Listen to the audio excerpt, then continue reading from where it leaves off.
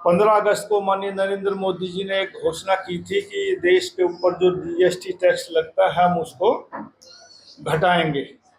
और बहुत जल्दी, मतलब जितनी जल्दी घोषणा हुई उतनी ही जल्दी इस टैक्स को घटाने की उन्होंने कहा था कि हम पहले नवरात्र से यानी 22 सितंबर से देश में जीएसटी की नई दरें लागू होंगी। सबसे पहले तो मैं प्रधानमंत्री श्री नरेंद्र मोदी जी और मुख्यमंत्री श्री नायब सैनी जी का आभार व्यक्त करना चाहता हूं, जिनकी दूरदर्शिता, नीतियों और मजबूत नेतृत्व ने देश और हरियाणा को की विकास की नई ऊंचाइयों तक पहुंचाया है। आप सभी जानते हैं कि वर्ष 2017 में प्रधानमंत्री जी ने जीएसटी परिषद का गठन किया था। इस परिषद में नीति आयोग के वरिष्ठ अधिकारियों से लेकर सभी राज्यों के वित्त मंत्री शामिल किए गए। देश भर में 50 से अधिक आर्थिक बैठक हुई, गहन मंथन हुआ और फिर तैयार हुआ भारत का सबसे बड़ा कर सुधार, जिसको जीएसटी बोलते हैं। शुरू में जीएसटी 4 स्लैब्स थे, 5%, 12%, 18%, 28% में लागू हुआ था। समय समय पर सुधारों की मांग उठती रही।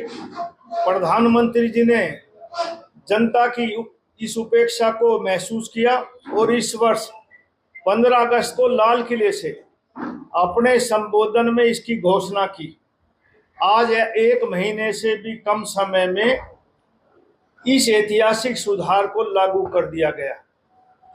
यह प्रधानमंत्री जी की कार्यशैली है। वो जो कहते हैं उसे करते हैं और करके दिखाते हैं। अब जीएसटी में सिर्फ 2 स्लैब हैं, 5% और 18%। यह बदलाव आम आदमी के जीवन को सीधा प्रभावित करेगा। अब कार, 2 व्हीलर सस्ते होंगे, जिससे मध्यम वर्ग का सपना आसानी से पूरा होगा। फ्रिज, एसी, इलेक्ट्रॉनिक जैसी रोजमर्रा की जरूरी चीजें सस्ती होंगी। सीमेंट और निर्माण सामग्री पर टैक्स घटने से घर बनाने की लागत कम आएगी। आयुर्वेद और रोजमर्रा के उपभोग के सामान आम जन की पहुंच में होंगे। कारोबारी और उद्योगों के लिए भी ये राहत का पैकेज है। यह सुधार केवल उपभोक्ताओं को ही नहीं बल्कि उद्योगों और व्यापारियों को भी राहत देगा। सीमेंट और एफएमसीजी जैसे fast moving consumer goods sector में लागत घटेगी और मांग बढ़ेगी। जैसे आप कहेंगे सॉफ्ट ड्रिंक, अपने कुकीज, साबुन, टूथपेस्ट और एक्सेट्रा बहुत सी चीजों के दाम कम हुए हैं। टैक्स विवादों में कमी आएगी, झंझट कम होंगे और कारोबारी अपना अधिक समय व्यवसाय को आगे बढ़ाने में लगाएंगे। साथियों, हमारा छोटा प्रदेश है लेकिन उपलब्धियां बड़ी हैं। जीएसटी संग्रह में हरियाणा पूरे देश के 5वें स्थान पर है। अकेले गुड़गांव में ही पूरे संग्रह का लगभग 25% तक योगदान रहता है। 2017-18 में देश भर का कुल जीएसटी संग्रह 7.19 लाख करोड़ था। 2024-25 में यह बढ़कर 22.08 लाख करोड़ पहुंच गया। हरियाणा का शुद्ध एसजीएसटी संग्रह 2018-19 के 18,910 करोड़ से बढ़कर 2024-25 में 39,743 करोड़ हो गया है, यानी 110% की वृद्धि। ये आंकड़े केवल नंबर नहीं है बल्कि जनता के भरोसे, पारदर्शिता और सरकार की प्रतिबद्धता का प्रमाण है। जीएसटी में कारोबार में पारदर्शिता लाई गई। हर लेन देन ऑनलाइन रिकॉर्ड होता है। टैक्स चोरी पर लगाम लगी है और छोटे कारोबार भी आम औपचारिक अर्थव्यवस्था में शामिल हो रहे हैं।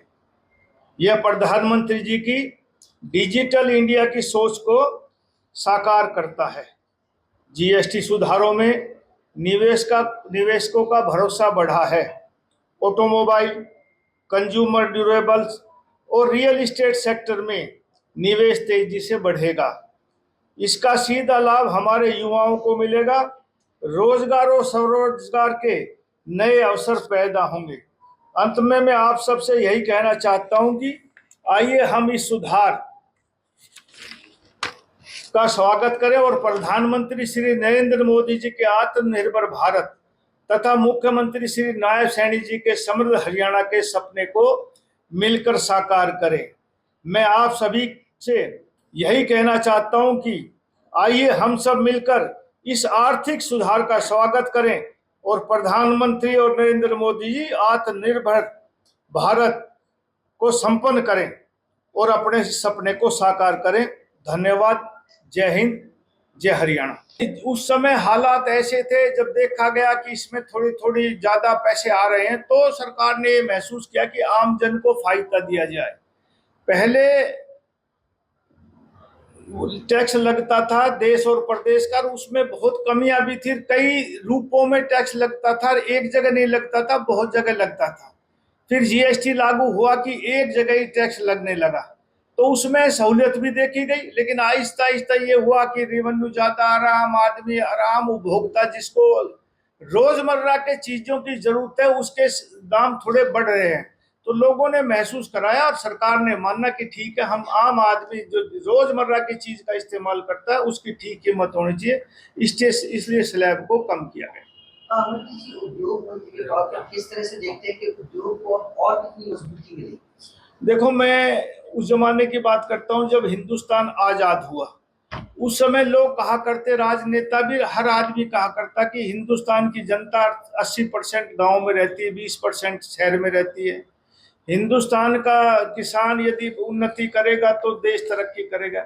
इन 78-80 सालों में देश आजाद होने के बाद एक पैमाना बदला। अब लोग 80, मैं मानता हूँ 80 के बजाय 50% लोग शहरों में रहते हैं और 50% लोग गांव में रहते हैं। शहर की स्थिति बदली है, लोग शहरों में आना चाहते हैं। एक जमाना था जब हमारे लोगों को खाने का अनाज नहीं मिलता था, हम ऑस्ट्रेलिया जैसे देश से, अमेरिका जैसे से खाने का भी मंगाते थे। हमारे किसानों ने बहुत मेहनत करी, हरित क्रांति करी और आज देश का किसान अपने देश के लोगों का पेट भरने में सक्षम है। कई गरीब मुल्कों को हम अनाज सप्लाई भी करते हैं, उनको देते भी हैं। लेकिन मोदी जी ने एक नारा दिया कि 2047 में विकसित राष्ट्र बने। तो मेरा ये आकलन है कि विकसित राष्ट्र कभी भी अकेले किसान नहीं बना सकता, जबकि हर क्षेत्र में तरक्की होगी और खास तौर से उद्योग धंधों में तरक्की होगी। हमारे उद्योग नई टेक्निक लाएंगे, तब विकसित भारत का सपना पूरा हो सकता है। दुनिया में जितने भी विकसित राष्ट्र हैं वो एग्रीकल्चर पर निर्भर नहीं है, वो टेक्नोलॉजी के आधार पर, उद्योगों को विकसित करने के आधार पर वो दुनिया में विकसित हुए हैं। भारत का, मेरे पास हरियाणा का चार्ज है उद्योग मंत्रालय का, इसलिए मैं कह सकता हूं कि हमारे उद्योग पनपेंगे तो हमारा प्रदेश विकसित होगा और देश के विकसित होने में हरियाणा एक महत्वपूर्ण योगदान निभाएगा। प्रधानमंत्री ने कल देश को संबोधित किया था, उन्होंने कहा कि स्वदेशी को अपनाएं, आप स्वदेशी को छोड़ें। कैसे आपके उद्योग का आप नहीं, हम लघु उद्योग को बढ़ावा दे रहे हैं, बहुत सी सब्सिडी इंसेंटिव दिए जा रहे हैं। आम लोगों से मैं कहता हूं कि जो हम एक नई पॉलिसी, तकरीबन मैं कोशिश करूंगा कि 1 नवंबर तक नई औद्योगिक पॉलिसी लागू हो जाए, उसमें बहुत सी रिबेट, बहुत सा इंसेंटिव लघु उद्योगों को दिया जाएगा। हर नौजवान जो नौकरी करना चाहता है वो अपना व्यवसाय करे ताकि हमारे यहाँ अच्छे प्रोडक्ट बन सके। और स्वदेशी का यही नारा है कि हमारे जो नौजवान है वो अपनी पैदावार करें। जिन्होंने पिछले 10-15 सालों में स्टार्टअप चालू किए हैं वो आज देश के आर्थिक रूप में बहुत बड़ा योगदान दे रहे हैं, आज वे बहुत विकसित हो चुके। तो मेरा मानना है कि आम आदमी जो नौकरी के लिए अपने इधर उधर घूमता है वो अपना स्टार्टअप लगाए, उद्योगों से सहायता ले, सरकार हर प्रकार की मदद करेगी और नई जो नीति आएगी उसमें हर नौजवान को काम मिलेगा। अमेरिका ने जिस तरह से टैरिफ लगाया, एक्सपोर्टर्स को नुकसान का सामना करना पड़ रहा है फिलहाल, क्या सरकार सोच रही है उनको मदद करने के लिए, उनकी सहायता करने के लिए? देखो, अकेला एक देश अमेरिका ही नहीं जो हमारे उत्पादन को खरीदता है, जब एक रास्ता बंद होता तो कई रास्ते कुदरत खोलती है। तो बहुत से ऐसे दुनिया में देश है, अमेरिका की तो आबादी बहुत कम है, हम तो तकरीबन 7-8 अरब आदमी हैं दुनिया में, तो अमेरिका की तो मेरे ख्याल से 30-35 करोड़ की आबादी है। और दुनिया में रास्ते खुलेंगे जब हम एक अच्छा प्रोडक्ट तैयार करेंगे तो दुनिया हमारी मांग करेगी। हम प्रार्थना भी करते हैं लोगों से, माननीय मोदी जी ने भी कहा है कि आप स्वदेशी खरीदो, और जब हम अपने ही उत्पाद को खरीदेंगे तो हमारे ही 140-45 करोड़ लोग देश में हैं, हम जितना पैदा करते हैं यदि हमारे लोग ही अपना खरीदने लग जाएं तो मेरा आकलन है कि हमें एक्सपोर्ट की कम जरूरत पड़ेगी। और एक्सपोर्ट भी जो करेंगे अच्छा उत्पादन करके अच्छी किस्म के लोग हम पैदा करेंगे, हम सामान, तो हमारी दुनिया के अच्छे मुल्कों में हमारी पहचान होगी, हमारा माल बिकेगा।